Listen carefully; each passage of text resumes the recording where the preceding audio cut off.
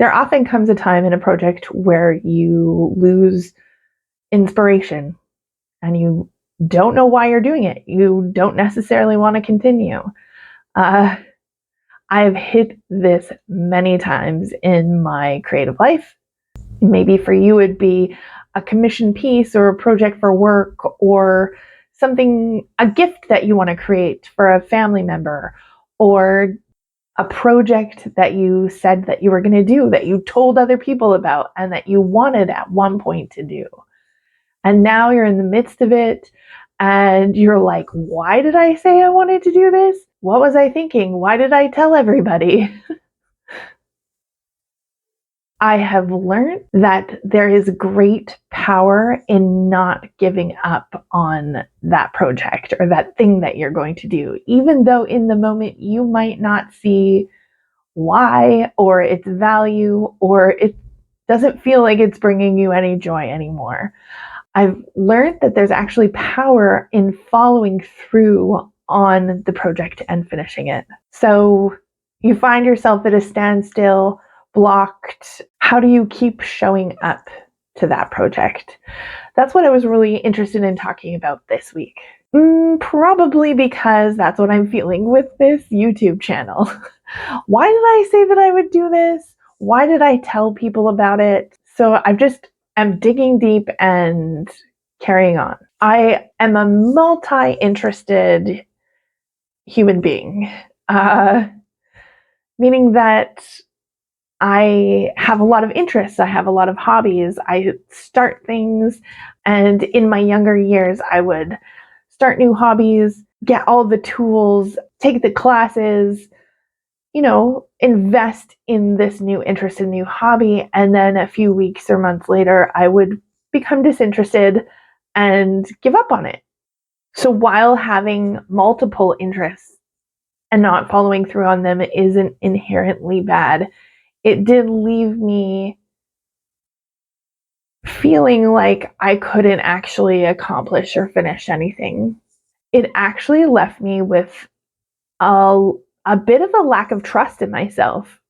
And it wasn't until I learned how to push through those times where I lost interest or became bored or became frustrated and finished the project that I started changing that narrative with myself. Now know myself as somebody that can finish things and follow through on things, which actually gives a sense of empowerment, a sense of self-trust. And now also, if I pick up a new hobby or interest and lose interest, I can question myself and why I'm losing interest in this thing. Like, for instance, I just started crocheting. So I went to the store and bought the needles, and I've spent some time looking at YouTube videos and learning how to crochet. If I give up on crocheting, it doesn't matter to me. Like, the needles cost me $10. It'll be fine. But for this YouTube video, let's say, I promised myself to do this 13 videos in 13 weeks because I knew that I was going to gain insight and clarity as well as more understanding about the creative process and myself by the end of it. So if I give up on that, I'm actually losing something. I'm losing a bit of integrity with myself. And I'm losing out on all that insight that's going to come through the hard times of not wanting to do it and the uncertainty of it. So I know that I will gain something through pushing through the hard times in creating these videos on YouTube. Whereas crochet, it's not going to matter to me if I stop doing it. I think that's a powerful knowing to have within yourself. Like, what projects matter for you to continue on with and which ones don't. So I wanted to share with you some of the ways that I've learned to motivate myself when I know that I want to complete a project. How do I re-engage with the project? One of the things that I learned is to journal about what inspired me about the project in the first place. What was I feeling? What did I want to get out of it? And then I reconnect with that feeling, with that original impulse, that original motivation. I reconnect with that through word and through feeling, and that will often reinvigorate my interest to continue on the project. Another way is time blocking. If it's a big project that I know that I want to get done, especially for a certain time, sometimes I'll just put blocks of time in my calendar. And I know that I have to sit down and work on anything in regards to that project for that amount of time.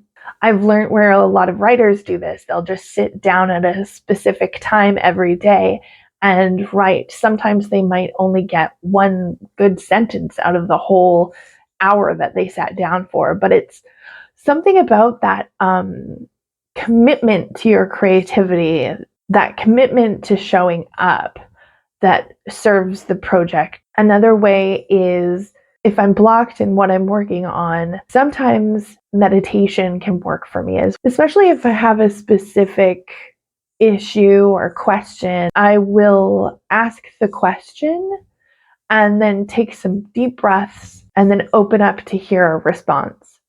Sometimes I'll get something right away. Another thing you can do is if you've been blocked for a few days and you really don't have the motivation, but you are committed to moving forward, just do one small thing in regards to what you're working on. Like if it's crochet, do one chain.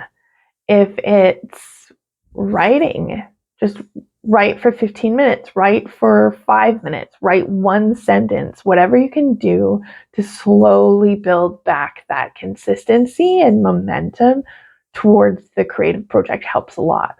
I find, just like in life, if you can get through the hard times of what you're working on creatively and reignite the spark and the interest and actually finish what you wanted to accomplish in the first place, you're going to have a lot of confidence in yourself and rebuilding of self-trust in order to be able to follow through on what you say that you want to do, which builds integrity and builds power. So ultimately, finishing projects isn't only about accomplishing something. It's also about becoming someone that you can trust to follow through on the things that are important to you. If you're still watching, just know that I really appreciate you. If you'd like to share what you're working on, or if you have any other tips and tricks for how to get through when you just don't want to, I'd love to hear them. Thanks so much. Sometimes the hardest part is just getting started, like with these videos.